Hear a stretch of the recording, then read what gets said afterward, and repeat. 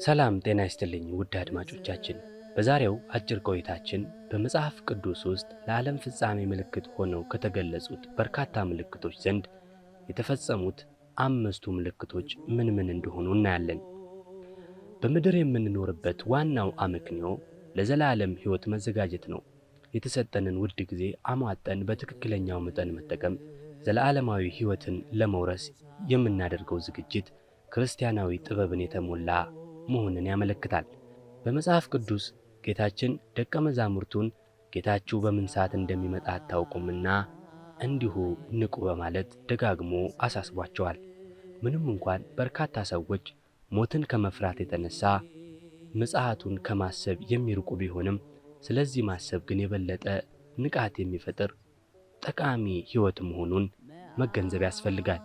መጽሐፍ ቅዱስ ቀኑን ሰዓቱን ባይገልጽም የጊዜውን መቃረብ የምንረዳባቸውን ምልክቶች በብዛት ሰጥቶናል። ጌታችንም ምሳሌውን ከበለስ ተማሩ፣ ጫፏ ሲበስል ቅጠሏም ሲያቆጠቁጥ ያን ጊዜ በጋ እንደቀረበ ታውቃላችሁ። እንዲሁ እናንተ ደግሞ ይህንን ሁሉ ስታዩ በደጅ እንደቀረበ ወቁ።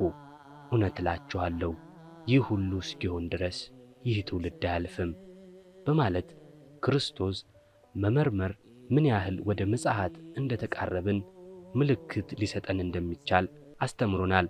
በማለት ክስተቶችን መመርመር ምን ያህል ወደ ምጽአት እንደተቃረብን ምልክት ሊሰጠን እንደሚችል አስተምሮናል። ጌታችን በመዋዕለ ሥጋዌው እንዲሁም ደቀ መዛሙርቱ ባስተማሩን ትምህርት መሠረት የጌታን ዳግም ምጽአት መቃረብ የሚያመለክቱ የሚከተሉት ምልክቶችን እናገኛለን። አንደኛ፣ የብርሃነ ወንጌል በዓለም ሁሉ መሰበክ። ሁለተኛ፣ የእምነት ፍጹም መዳከም። ሦስተኛ፣ የሐሰተኛ ነቢያትና ሐሰተኛ ክርስቶሶች መምጣት። አራተኛ፣ አይሁድ ኢየሱስ ክርስቶስን ወደ ማመን ይመለሳሉ። አምስተኛ፣ ክፋትና ሕገ ወጥነት ይበራከታል። 6 ምትሃትና ጥንቆላ፣ የባዕዳን አማልክትና አምላኪዎች ድርጊት ይስፋፋል። 7 በእግዚአብሔር ያመኑ መከራቸው ይበዛል። 8 በማኅበራዊ ሕይወት አጠቃላይ የመናጋት ወይም አለመረጋጋት ይፈጠራል የሚሉትና ሌሎችም ለዳግም ምጽአት ምልክት ሆነው ከተጠቀሱት መካከል ናቸው። ታዲያ በአሁኑ ጊዜ ለዓለም ፍጻሜ ወይም ለዳግም ምጽአቱ ምልክት ሆነው ከተገለጹት ውስጥ የተፈጸሙትን መጥቀስ ደግሞ አስፈላጊ ነው። የመጀመሪያው የብርሃነ ወንጌል በዓለም ሁሉ መሰበክ ነው። ይህም አሁን በምንኖርበት ምድር በዚህ ሰዓት ሁሉ ወደ እርሱ ማመን እየመጡ ነው። አልታዘብነው ይሆናል እንጂ ከሰሞኑ የኮሮና ቫይረስ ጋር ተያይዞ የዓለም ትልልቅ ሀገሮች አቅም የለንም፣ ሁላችንም ጸሎት እናድርግ እስከ ማለት ደርሰዋል። ይህ ደግሞ ጌታችን ከምጽአት አስቀድሞ ዓለም ሁሉ በእርሱ ለማመን የሚያስችለውን ዕድል እንደሚያገኝ ተናግሯል። በመጽሐፍ ቅዱስ ውስጥም በማቴዎስ ወንጌል ላይ ለሕዝቡም ሁሉ ምልክት እንዲሆን ይህንን የመንግሥት ወንጌል በዓለም ሁሉ ይሰበካል፣ በዚህን ጊዜም መጨረሻው ይመጣል የሚለውን ማስታወስ እንችላለን። ሁለተኛው ደግሞ እጅግ በተፋጠነ መልኩ ሰዎች ከእውነተኛይቱ ቤተ ክርስቲያን መውጣትና መለየታቸው ነው። ሦስተኛው አይሁድ ወይም እስራኤላውያን ወደ ጌታችን መመለሳቸው ነው። ቅዱስ ጳውሎስ በመልእክቱ እንደጻፈው የብዙዎች ከክርስትና መራቅ የአይሁድ ኢየሱስ ክርስቶስን ወደ ማመን ከመመለስ ጋር ይከሰታል። ቃሉም እንዲህ ይላል፣ ወንድሞች ሆይ ልባሞች የሆናችሁ እንዳይመስላችሁ ይህን ምስጢር ታውቁ ዘንድ እወዳለሁ። የአሕዛብ ሙላት እስኪገባ ድረስ ድንዛዜ በእስራኤል በአንዳንድ በኩል ሆነባቸው። እንደዚህም እስራኤል ሁሉ ይድናል። እንደዚህ ተብሎ እንደ ተጻፈ መድኃኒት ከጽዮን ይወጣል፣ ከያዕቆብም ኃጢአተኞችን ያስወግዳል። ኃጢአታቸውንም ስወስድላቸው ከእነርሱ ጋር የምገባው ኪዳን ይህ ነው። በወንጌልስ በኩል ስለ እናንተ ጠላቶች ናቸው፣ በምርጫ በኩል ግን ስለ አባቶች ተወዳጆች ናቸው። እግዚአብሔር በጸጋው ስጦታና በመጥራቱ አይጸጸትምና እናንተም ቀድሞ ለእግዚአብሔር እንዳልታዘዛችሁ አሁን ግን ካለመታዘባችሁ የተነሣ ምሕረት እንዳገኛችሁ እንዲሁ በተማራችሁበት ምሕረት እነሱ ደግሞ ምሕረትን ያገኙ ዘንድ እንደዚሁ ደግሞ አሁን አልታዘዙም። እግዚአብሔር ሁሉን ይምር ዘንድ ሁሉም ባለመታዘዝ ዘግቶታልና። የእግዚአብሔር ባለጠግነትና ጥበብ ዕውቀትም እንዴት ጥልቅ ነው! ፍርዱ እንዴት የማይመረመር ነው! ለመንገዱ ፍለጋ የለውም። ሮሜ 11:25-33።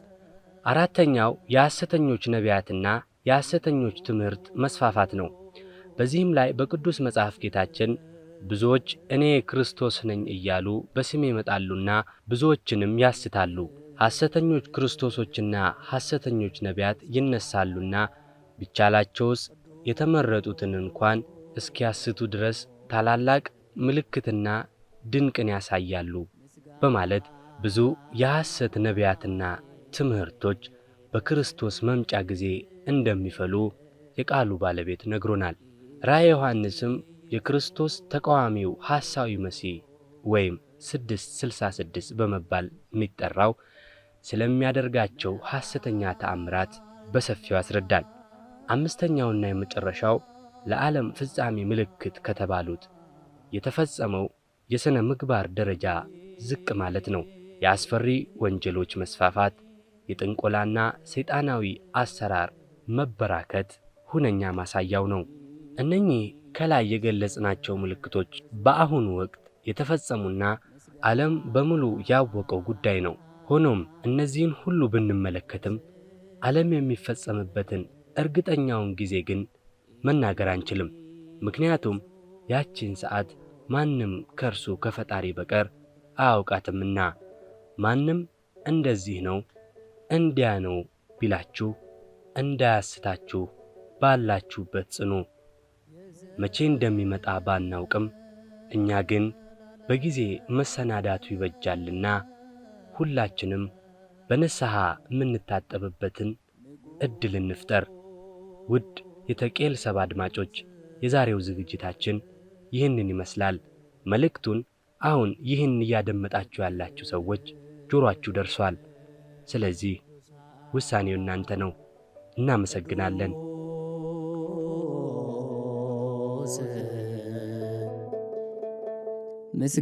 ምስጋና ይድረስ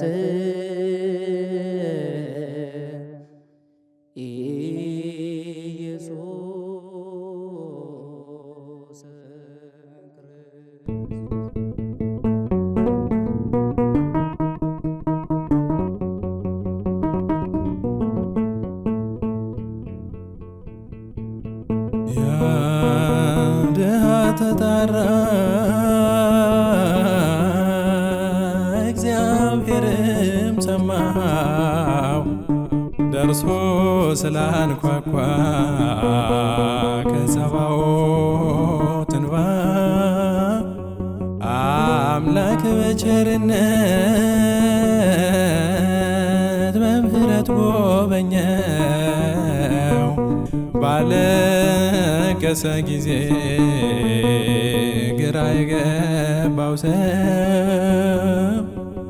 መሻት ብቻ ነው የሚፈለግብህ።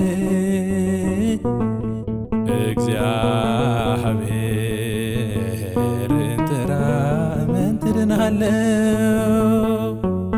መሻትህ ብቻ ነው የሚፈለግብህ። እግዚአብሔርን ጥራ ምን ትድናለህ?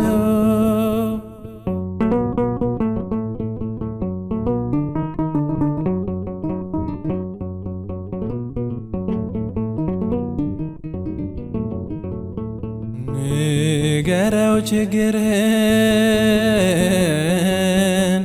የውስጥህን ብሶት